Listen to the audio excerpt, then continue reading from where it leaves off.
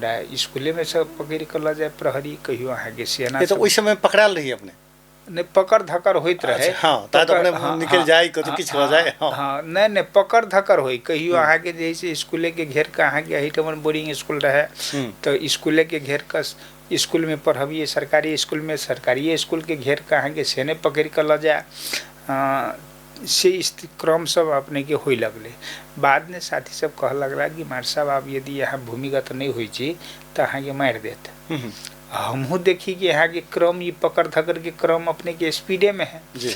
तो अंत में निर्णय के लिए कि नहीं यहाँ के वास्तव में हमरा सबके डेस्टिनेशनों की है कि यहाँ के सर्वहारा श्रमजीवी वर्ग के यहाँ के मुक्ति चाहिए। गरीब जो यहाँ के भूई आदमी सब है तेकर यहाँ के उन्नति प्रगति के लिए यहाँ के जैसे कि चाहिए बलिदान की आवश्यकता है, एहि में यहाँ के बलिदान दिल जाए। वही टाइम में यहाँ के स्पेशली कहवे यानी कम्युनिस्ट सर्वहारा श्रमजीवी के मुक्ति के लिए यहाँ के बलिदान आवश्यक है।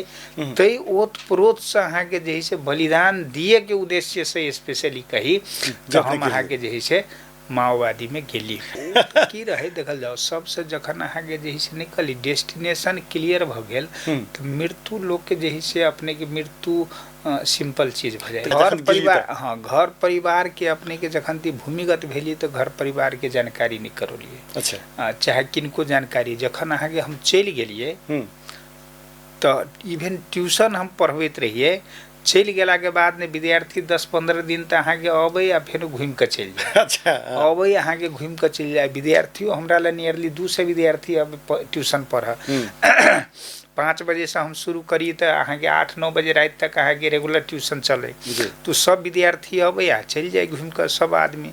बाद में ये भेले कि नहीं तो माओवादी भ गेला। लोग सब कह लगले थी यहाँ के अत्ते भला आदमी कोनियो अहाँ के दायाँ बायाँ कथु नहीं ताकऽ वाला आदमी यहाँ के केना माओवादी भ गेला। बाद में जही से अहाँ के घरों परिवार के जानकारी भेले कनी जही से उनका सबके पीड़ो भेले दिक्कतों भेले। हम अहाँ के युद्ध काल तक अहाँ के जही से मान लिया कहूँ न जैसे अहाँ के काज करे काज करिए वो सब जैसे एनी हाउ सस्टेन करे काज कले हिसाब से जैसे